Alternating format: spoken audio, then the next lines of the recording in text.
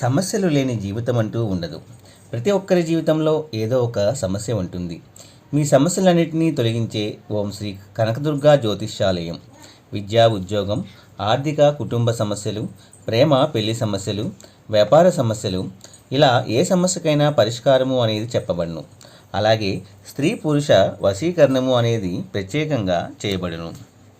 లంక బిందెలు, గుప్త నిధుల గురించి కూడా చూడబడును, చెప్పబడును. Phone number 6302400814. మరియు ఏ ఇతర సమస్యలకైనా సరే శక్తి పూజలు చేసి పరిష్కారము అనేది చూపబడును. యంత్రాలు ఇవ్వబడను. మీరు ఎక్కడెక్కడో జ్యోతిష్యం చూపించుకొని నిరాశ చెంది ఉన్నారా? అయితే ఒక్కసారి గురువు గారికి కాల్ చేయండి. Phone number 6302400814. జై వారాహి మాత. Welcome to my channel. ఈరోజు అమ్మవారి సందేశము. తల్లి, ఈరోజు సాయంత్రం నీకు ఒకటి కాదు 2 శుభవార్తలు తీసుకువచ్చాను. ఈ శుక్రవారం సాయంత్రం నువ్వు తప్పకుండా కాదు అని నన్ను వెనక్కి పంపవద్దు తల్లి. వెంటనే నేను చెప్పేది విను తల్లి అని వారాహి అమ్మవారైతే అంటున్నారండి. తల్లి, నీ జీవితంలో వెలుగును నింపుతాను అని వారాహి అమ్మ చెబుతున్నారు. తల్లి, ఎన్నో రోజుల నుంచి విజయం పొందాలని ఆరాటపడుతూ ఉన్నావు కదా అమ్మ. ఎన్నో సమస్యలతోటి పోరాడుతూ ఉన్నావు. కొన్ని సమయాల్లో వీటన్నిటినీ కూడా పోరాటం నా వల్ల కాదు, నేను పోరాడలేకపోతున్నాను అమ్మ, నా ఒంట్లో ఓపిక లేదు, జరిగేది జరగనివ్వు అమ్మా అని నిన్ను నువ్వు సమాధానపరుచుకుంటూ ఒక్కొక్కసారి నేను అసలు ఎందుకు పుట్టాను, ఈ బాధలు నాకు ఎందుకు అని మనసు విరిగిపోయి కృంగిపోయి ఉన్నావు కదా తల్లి. ఎంత నిన్ను నువ్వు కంట్రోల్ చేసుకున్నా సరే నీ కంటి నుండి కన్నీరు ఆపటం కట్టుబాటు అనేది చేయలేకపోతున్నాను కదా తల్లి. ఏమిటి ఈ జీవితం? నేను ఎందుకు పుట్టాను? జీవితం మీద విరక్తి చెంది దిగులుపడి భవిష్యత్తు గురించి ఆలోచించిన రోజు గడిపావు కదా తల్లి. నువ్వు ఇలా చేయటం తప్పు కాదమ్మా. ఎంతైనా నీకు నేను ధైర్యంగా ఉండు తల్లి అని చెప్పినా నువ్వు మీ అమ్మ మాట విని మనోబలాన్ని పెంచుకున్నా కూడా కొన్నిసార్లు మనస్సు కృంగిపోవటం తప్పు కాదు తల్లి. అది నువ్వు పోరాడే సమస్యలు అలాంటివి. అందుకే ధైర్యాన్ని కోల్పోవద్దు. నీకు నేను తోడుగా ఉన్నాను అని ఎప్పుడూ కూడా చెబుతూనే ఉన్నాను. నువ్వు కృంగిపోకుండా ఉండటానికి ధైర్యాన్ని ఇస్తూనే ఉంటాను తల్లి. నువ్వు కన్నీరు కార్చి ఏడ్చినప్పుడు నీ బాధ కొంతైనా తగ్గుతుంది అని ఊరుకుంటున్నాను తల్లి. మనోభారం తగ్గుతుంది అని నీకు అనిపిస్తుంది కదా. కన్నీరు కారి మనసులో భారాన్ని దింపుకోవటం ఏమీ తప్పు కాదమ్మా.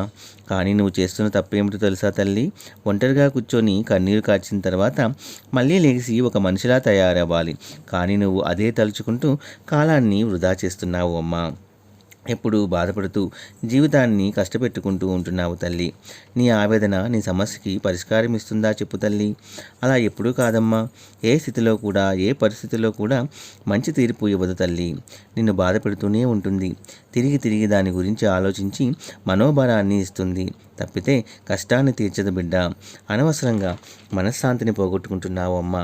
దేని గురించి అయితే నువ్వు ఆలోచిస్తున్నావో కోరుకుంటున్నావో దాన్ని కోరికగా నా ముందు పెట్టు, కానీ నువ్వు దాని వెంట పరిగెడుతున్నావు. అదే నీ మనోబలానికి కారణమవుతుంది. ఏదైతే నా ముందు ఉంచావో అది ఇంక నీ సమస్య కాదు, మీ వారాహి అమ్మ సమస్య. దీన్ని నేను పూర్తి చేసి ఆ సమస్య నేను పరిష్కరిస్తాను బిడ్డ. అది నా బాధ్యత కూడా. నిన్ను చూసుకుంటాను నేను అని చెబుతున్నాను. రావాల్సిన సమయానికి తప్పకుండా నీ దగ్గరికి వస్తుంది.